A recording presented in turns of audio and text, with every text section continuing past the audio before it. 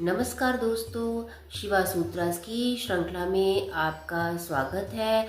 आज बारी है सातवें शिवा सूत्र की। सातवां शिवा सूत्र है जागृत स्वप्न सुषुप्त भेदे तुर्य अभोगा संभवा। साथियों, गुरुदेव कहते हैं कि हमें सोचना चाहिए कि क्या हम जागे हुए हैं या हम किसी स्वप्न में जी रहे हैं। सच तो ये है कि हम ना तो स्वप्न में जी रहे हैं और ना ही हम पूरी तरह से जागृत हैं। हम दोनों अवस्थाओं में हैं, हम जागृत भी हैं और हम सोए हुए भी हैं। जब आप सोचते हैं कि आप जागे हुए हैं, असलियत में उस वक्त आप सोए हुए रहते हैं। यही कारण है कि आप अपने सपनों को सच करना चाहते हैं। अपने सपनों को सच करना एक अज्ञान से भरी बात है। बात यह है कि हम इस बात में अंतर नहीं कर पाते कि हम जागे हुए हैं या फिर हम सुप्त अवस्था में हैं।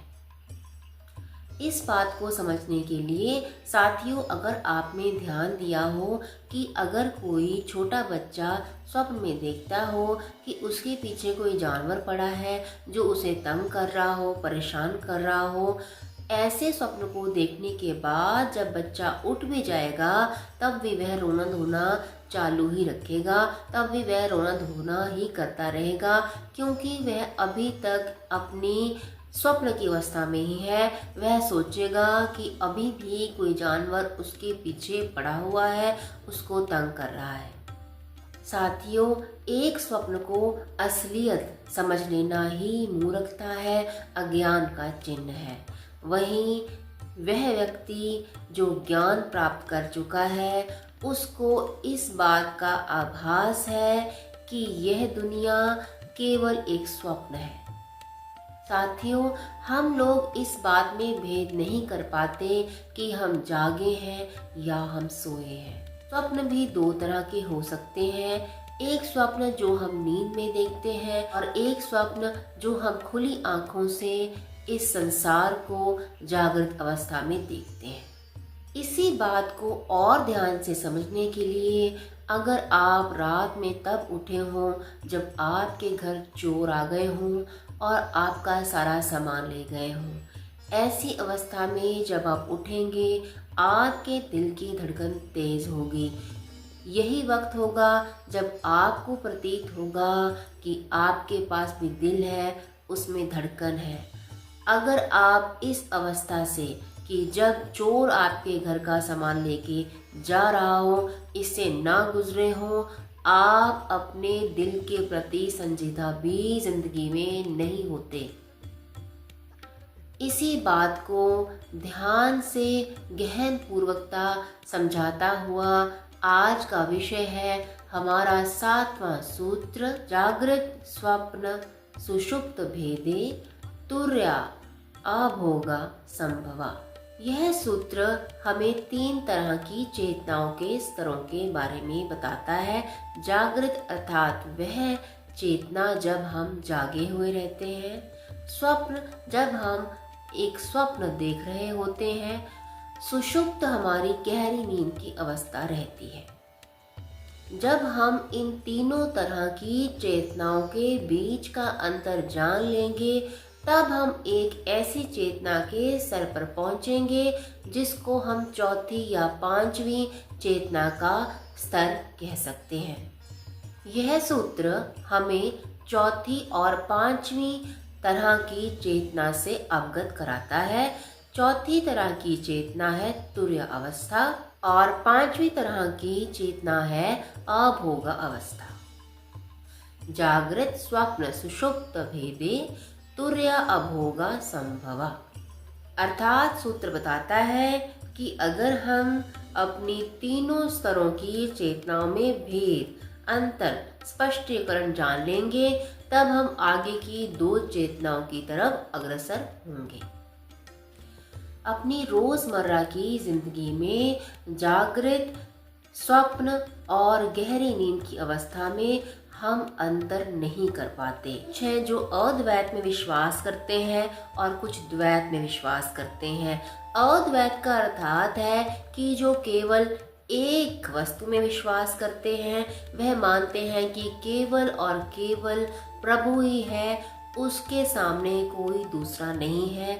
यह संसार केवल एक ही तत्व से बना हुआ है। वहीं द्वैत वाले विश्वास रखते हैं कि अंधेरा होने पर आपको हर कुछ अलग अलग प्रतीत हो सकता है, सृष्टि और मनुष्य अलग प्रतीत हो सकते हैं, पर जैसे ही ज्ञान की रोशनी होगी आपको सब एक ही प्रतीत होगा। साथियों, ये अलग अलग तरह के दर्शन हैं, अलग अलग तरह की इस संसार को समझने की धारणा है, इस सृष्टि को, इस कुदरत को और इस ब्रह्मांड को समझने की धारणा है। इसी बात को और समझाने के लिए गुरुदेव कहते हैं कि अगर आप बैठकर कोई बात सुन रहे हो या फिर आप गुरुदेव को ही सुन रहे हो, तो उस वक्त आपको अपने में और ज़मीन में फ़र्क महसूस नहीं होता, आपको अंतर महसूस नहीं होता। अर्थात आपकी चेतना यह समझ नहीं पाती कि आपके शरीर में और पृथ्वी में अंतर है। अगर आप ध्यान देंगे तब आप पाएंगे कि आपके शरीर में और ज़मीन में अंतर है। इसी प्रकार आप यह समझ नहीं पाते कि जो वस्त्र आपने पहने हैं और आपके शरीर में अंतर है। आप यह समझने की कोशिश करें कि आपके शरीर में और जो कपड़े पहने हैं उनमें अंतर है। इसी तरह आपको अंतर भेद समझना है अपने शरीर में, अपने दिमाग में, जो सांस आप ले रहे हैं उसमें, जो वस्त्र आपने पहने हैं उसमें, जिस जमीन पर आप बैठे हैं उसमें। धीरे धीरे आपको ये अंतर, ये भेद समझना है और अपनी चेतना का स्तर ऊंचा लेकर जाना है। इसी तरह साथियों, आप जागृत, स्वप्न और सुषुप्त अवस्था में भेद जानने का प्रयास करें। अर्थात जब आप जागे हुए हैं, जब आप एक सपना देख रहे हैं और जब आप गहरी नींद में हैं, इसमें आप अंतर देखने का प्रयास करें। ये समझ होना, ये अंतर प्रतीत होना एक विज्ञान की प्रक्रिया है, इसको आपको जानना है। गुरुदेव कहते हैं कि हम यह विज्ञान समझे बिना ही अपना जीवन जीते रहते हैं। जैसे कि कोई जानवर समय गुजार रहा है, हम भी खा पी कर अपना समय व्यतीत कर रहे हैं। परंतु साथियों, जिसी क्षण आपके शरीर को कोई विपत्ति, आपके शरीर को कोई संकट आता है, उसी वक्त आप अपने शरीर के प्रति संजीदा हो जाते हैं। आपकी चेतना का स्तर ऊंचा हो जाता है। आप अपने और अपने शरीर के बीच में अंतर महसूस करना शुरू कर देते हैं। आप जागृत, स्वप्न और सुषुप्त अवस्था में अंतर प्राप्त करना शुरू कर देते हैं। जैसे कि कोई नौसिखिया नया नया साइकिल चलाना सीखता है, अगर उसके रास्ते में कोई छोटी पहाड़ी भी आती है और वह गिर जाता है, तो वह अचानक से जागृत अवस्था को प्राप्त होता है। यही नहीं, अगर कोई कॉकरोच से भी डर रहा है और उसके सामने कोई कॉकरोच आ जाए, तब भी वह जागृत अवस्था को प्राप्त होता है। और साथियों, अगर कहीं किसी ने सांप देख लिया, तो आप अचानक से अपनी स्वप्न और सुषुप्त अवस्था में से जागृत अवस्था को प्राप्त होते हैं। परंतु साथियों, रोज़मर्रा की ज़िंदगी में जब हम सोकर उठते हैं, हमारी आंखों में अभी भी नींद होती है। हम अपने रात के सपनों में ही उलझे रहते हैं, हम अपनी चिंताओं में भी उलझे रहते हैं और हम नाश्ता करके जैसे तैसे अपने कामों पर चले जाते हैं।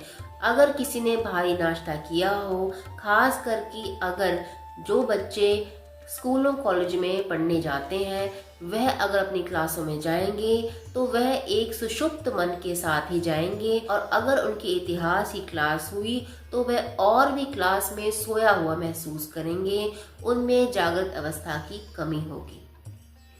इसीलिए साथियों, जागृत, स्वप्न, सुषुप्त, इन तीनों में अंतर जानने का प्रयास हमें करना चाहिए। अगर हम इन तीनों के बीच में अंतर प्राप्त कर लेंगे तो हम चौथी अवस्था को प्राप्त होंगे, जो कि है तुर्य अवस्था। तुर्य अवस्था को हम जागने और स्वप्न के बीच की अवस्था में जान सकते हैं, या फिर गहरी नींद और जागने के बीच की अवस्था को तुर्य अवस्था कहकर जान सकते हैं। चौथी अवस्था तुर्य अवस्था वह है साथियों, जब आपका मन तो जागा हुआ है पर आपका शरीर सोया हुआ है। जैसे कि आप हैं परंतु आपको नहीं पता कि आप कहाँ हैं। आप हैं परंतु आपको नहीं पता कि आप कहाँ हैं। यह कब होता है? यह तब होता है जब आप ध्यान में होते हैं। यानी कि तुर्य अवस्था आप ध्यान की अवस्था में जाकर प्राप्त कर सकते हैं। ध्यान की अवस्था वह है कि जब आप स्वप्न में नहीं हैं परंतु आपको यह भी नहीं पता कि आप कहाँ हैं। इसलिए साथियों, ध्यान की अवस्था तुर्य अवस्था जागृत, स्वप्न और सुषुप्त से अलग है, क्योंकि इस वक्त ना तो आप जागे हैं, ना आप स्वप्न में हैं और ना ही आप गहरी नींद में हैं। आप ध्यान में हैं, आप तुर्य अवस्था में हैं। आप अपने चेतना के चौथे पड़ाव पर हैं, चौथे स्तर पर हैं।